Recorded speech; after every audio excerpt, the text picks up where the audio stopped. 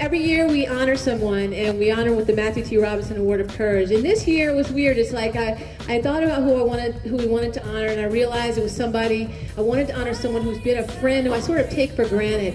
He's an unbelievable man. He's got, you'll see, he's just a really, really wonderful human being. But that Rodney and I are just overjoyed to have you graciously honor us by taking this 2004 Matthew T. Robinson Award of Courage. Well, you're simply put a really extraordinary human being, but someone else here knows you better, and I want to introduce her now. She's going to present you with your award. Ladies and gentlemen, give a nice hand to Kathy with Nikki. I always trip up on that. Kathy with Nikki. He lives every day as if he doesn't know what's coming next, which is a gift of having Parkinson's disease. Bruce is different from any other dad. And that may not seem extraordinary, but when you live with Parkinson's disease and even the simplest task is monumental, then you realize how much courage it takes and how much courage you demonstrate every day. And I am so proud to give this award to you, and I know more than anyone what you struggle with on a daily basis. And I admire you so much for your strength and all the effort that you put into making every day beautiful and all of the blessings that we have in our lives. Parkinson's has become just a really small part of our life, a life that's really full and beautiful and full of wonderful people and friends. And I'm going to let Bruce come up here as I present the award because he's much funnier than I am, and he's going to say a few words.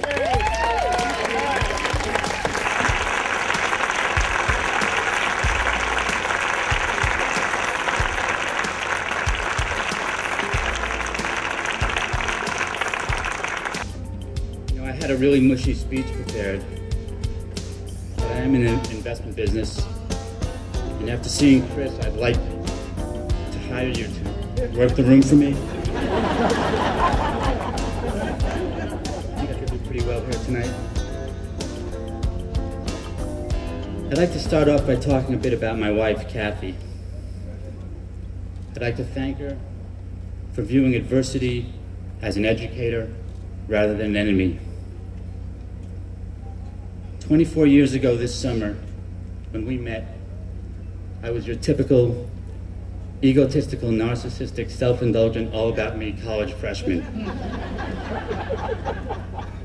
I had no idea what Parkinson's was, nor did I care. Kathy, on the other hand, was already an informed, involved, intelligent activist in everything from on-campus healthcare to politics at large. In truth, given that we were 17 years old, it really wasn't her mind I was interested in.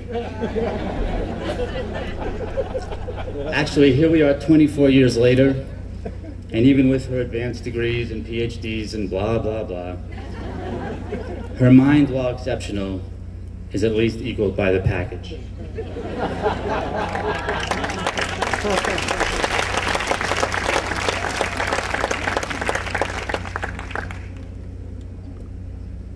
I have yet to witness a situation where just one person is diagnosed with Parkinson's. My point is, the physical symptoms make up just one of the components of the disease. When I was diagnosed, my wife Kathy, by default, was handed the role of caregiver. The primary difference is that the role of caregiver becomes a voluntary position as life goes on.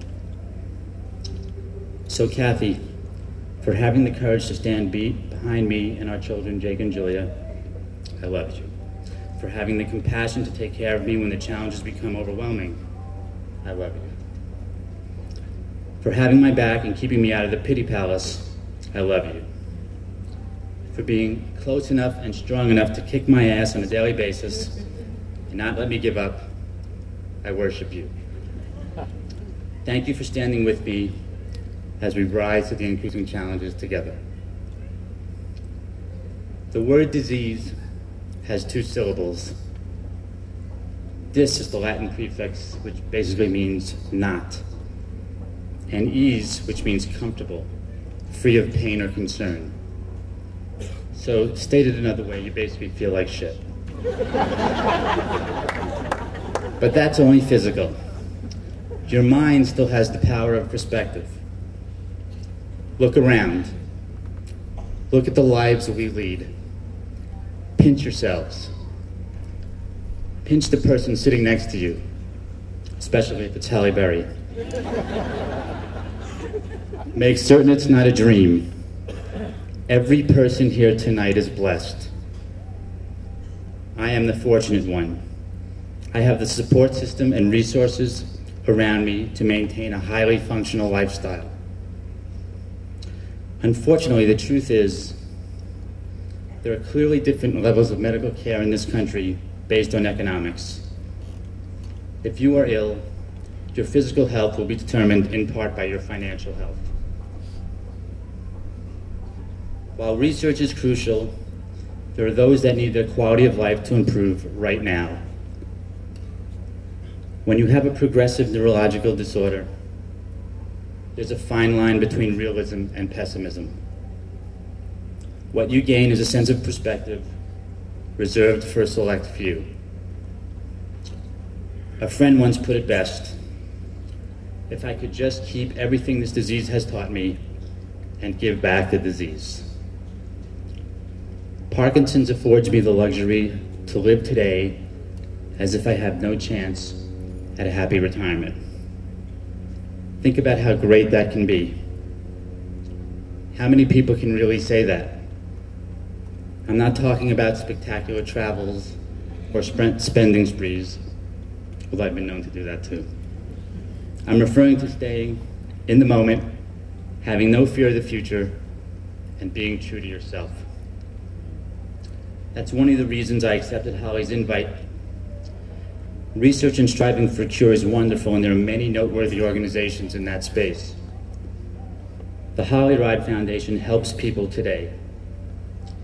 The money you donate will go to buy medication, physical therapy, programming that will have an immediate, significant, positive effect for people with Parkinson's that inevitably find each day a bit more challenging than the last. Holly and Rodney, the world clearly needs more people like you. But rather than gush about Holly, I'm going to thank the person who really deserves some credit: Holly's mom.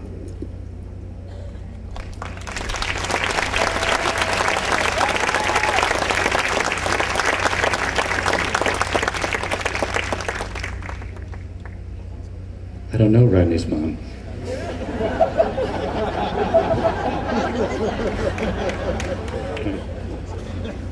We'll get to Rodney's mom. I'll figure something out. Any mother that can raise a child to become this talented, sophisticated, giving, and beautiful is the definition of what a mother should be. To raise children that not only have the ability to achieve, but also the desire to give back is the ultimate of all accomplishments. Please join me in thanking Holly's mom and their entire family for all they've done and will continue to do.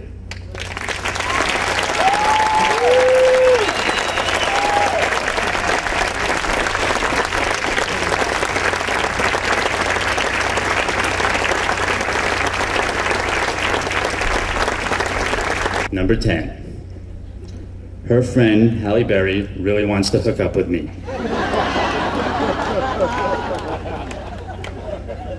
Number 9. I have lots of rich friends who drink too much and overbid when drunk. Number 8. African Americans get a kick out of honoring little white Jews.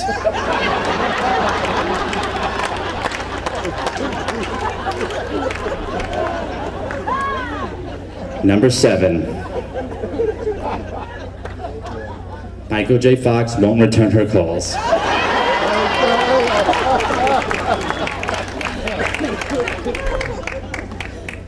Number 6. When she asked the Pope, he said, "I'm busy, why don't you call my investment guy Bruce Woznicki, he's got it too."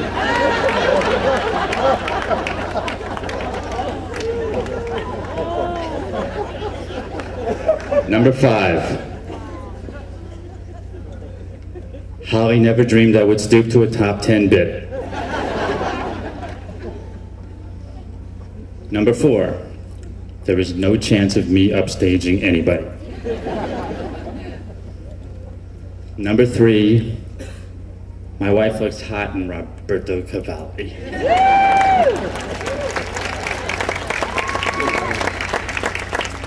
Number 2, and many of you don't know this, anyone who I invited or put on the guest list is required to stay late and clean up. And the number 1 reason Holly is giving me this award is because she cares. She really, really cares.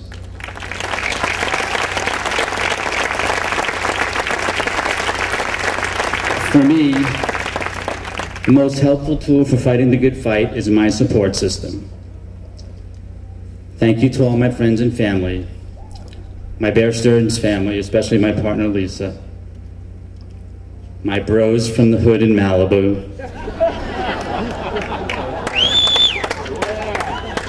my doctor, Jeff Bronstein, who's here tonight, and all the compassionate caregivers that have touched my life.